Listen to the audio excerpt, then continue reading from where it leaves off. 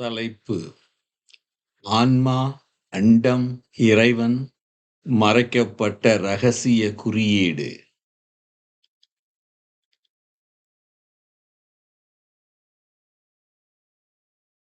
நாம் ஒரு மாபெரும் மாற்றத்தில் இருக்கிறோம்.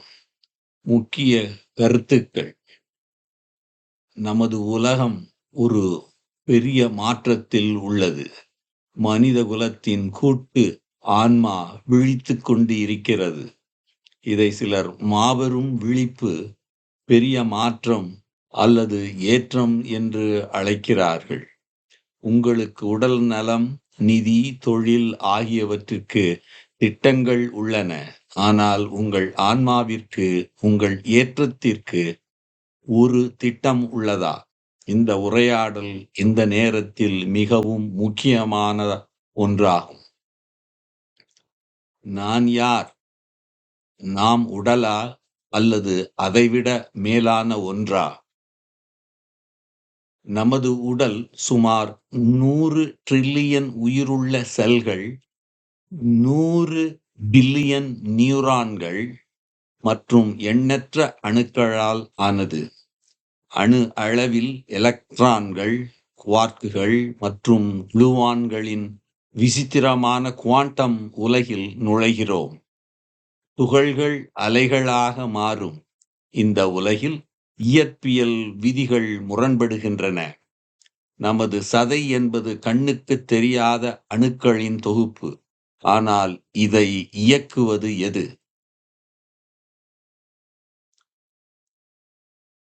உங்கள் உடலுக்குள் இருக்கும் அந்த ஏதோ ஒன்று உங்கள் ஆன்மா. விஞ்ஞானி மிச்சிகோ காக்கு ஆன்மாவை தகவல் என்று வரையறுக்கிறார். ஆனால் உயிர்வாதம், வைட்டலிசம் போன்ற தத்துவங்கள் அதை ஒரு உயிர் சக்தி, தெய்வீக பொறி என்று கூறுகின்றன. நாஸ்டிக் நூல்களின்படி நமது ஆன்மா ஒரு தெய்வீக பொறி. அது இந்த பௌதீக உலகில் சிக்கியுள்ளது. அதை எழுப்பி அதன் உண்மையான மூலத்தை நினைவூட்டி மீண்டும் தெய்வீகத்துடன் இணைக்க வேண்டும். உங்களுக்குள் ஒரு வழிகாட்டி, உங்கள் தெய்வீக இரட்டையர். நம் ஒவ்வொருவருக்கும் 2 அம்சங்கள் உள்ளன: அன்றாட நான் மற்றும் காலத்திற்கு அப்பாற்பட்ட டைமன் அல்லது உயர்ந்த சுயம். இந்த தெய்வீக இரட்டையர் நமது வழிகாட்டி. ஒருமுறை ஒரு பெண்மணி எனது உயர்ந்த சுயத்தை வரைந்து கொடுத்தார். அதில் இருந்த திரிசூலம் சொர்க்கத்தின் வாயில்களை திறக்கும் கருவி என்பதையும், 3 புனித கொட்டைகள் ஒளி உடலை உருவாக்கும் புத்தரின் சிந்தாமணி விதைகள் என்பதையும் பின்னர் அறிந்தேன். நமது எதிர்கால சுயம் நமக்கு துப்புகளை விட்டுச் செல்கிறது. ஞானிகளின் அடிச்சுவட்டில் ஏற்றம் பெற்றவர்களின் பாதை. ஆன்ம ஏற்றம் என்பது ஒரு பழங்கால பாதை.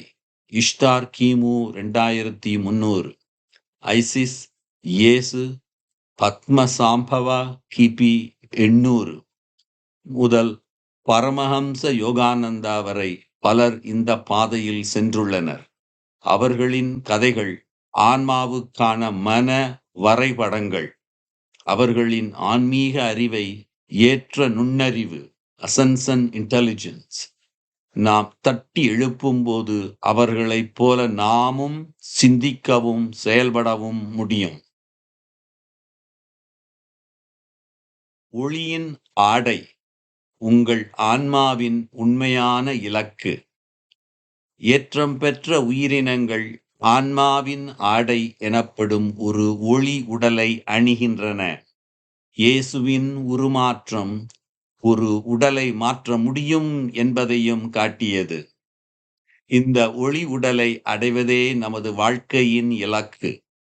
அன்பான செயல்கள் ஆன்மாவை எழுப்பி ஆன்மாவிற்கு பிரகாசமான வெள்ளை ஆடைகளை உருவாக்குகின்றன.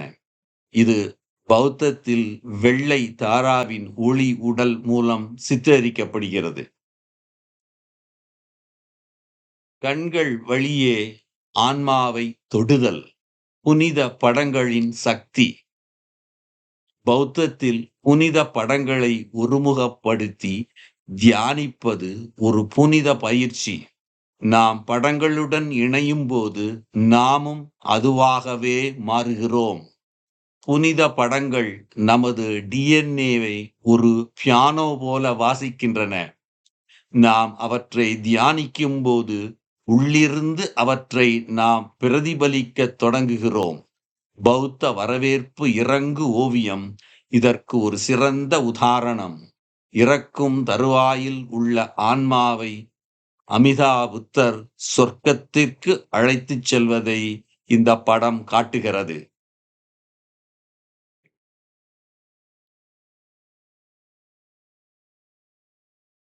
பிரபஞ்ச முட்டை ஆன்மாவின் உலகளாவிய சின்னம். ஆயிரக்கணக்கான ஆண்டுகளாக பிரபஞ்ச முட்டை ஆன்மாவின் கிளீனனாக விளங்குகிறது. இது புனுர்ஜன், மர்மயி, அமிர்தரல் ஆகியவற்றின் சின்னம். கேல்ட்டுகள், கிரேக்கர்கள், எகிப்தியர்கள், திபேத்தியர்கள், இந்துக்கள், சீனர்கள் மற்றும் மாயன்கள் உட்பட பல பழங்கால கலாச்சாரங்கள் இந்த குறியீட்டை பகிர்ந்து கொண்டன. பிரபஞ்சத்தின் ஆரம்பம் ஒரு பிரபஞ்ச முட்டையில் இருந்து வெளிவருவதாக பல படைப்புகள் கதைகள் கூறுகின்றன.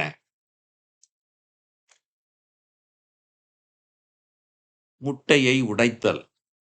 ஹபிள் தொலைநோக்கியின் மாபெரும் விழிப்பு. 1926 வரை நமது பால்வெளி மண்டலம்தான் முழு பிரபஞ்சம் என்று மனிதகுலம் நம்பியது. அது ஒரு பிரபஞ்ச முட்டைக்குள் நாம் வாழ்வது போல.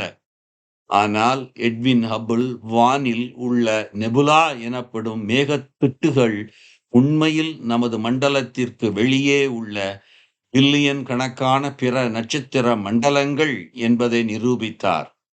இந்த கண்டுபிடிப்பு நமது பிரபஞ்சத்தை பற்றிய புரிதலை முற்றிலுமாக உடைத்து மனித குலத்தின் ஒரு மாபெரும் விழிப்புணர்வை ஏற்படுத்தியது.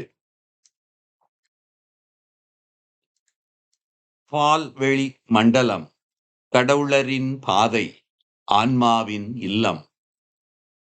பல பழங்கால மரபுகள் பால்வெளி மண்டலத்தை ஆன்மாக்கள் பயணிக்கும் பாதை என்று கருதின. கிரேக்க தத்துவ ஞானி பிதாகரஸ் நமது ஆன்மாக்கள் பால்வெளி மண்டலத்தின் நீரில் வாழ்கின்றன என்று போதித்தார். 2010 நாசா நமது நட்சத்திர மண்டலத்தின் மையத்தில் இருந்து ஒரு மாபெரும் காமா கதிர் தூண் வெளிப்படுவதை கண்டுபிடித்தது. இதுதான் நமது ஆன்மாக்களின் மூலமா? பிரபஞ்ச குறியீடு ஜி வடிவத்தில் மறைந்திருக்கும் ரகசியம். மாயன்கள் ஜி என்ற எழுத்தை முட்டை, படைப்பாளி மற்றும் பால்வெளி மண்டலத்தை குறிக்க பயன்படுத்தினர். இது அவர்களின் கோயில்கள் மற்றும் சிற்பங்களில் காணப்படும் ஒரு இரகசிய குறியீடு.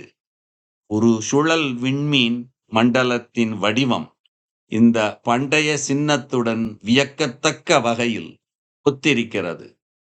புதிய கற்கால நட்சத்திர நடையாளர் கலையிலும் இந்த ஜி வடிவ மண்டலங்களின் வரிசை காணப்படுகிறது. லானியாகியா நமது அளவிட முடியாத சொர்க்கம். நமது பால்வெளி மண்டலம் தனியாக இல்லை.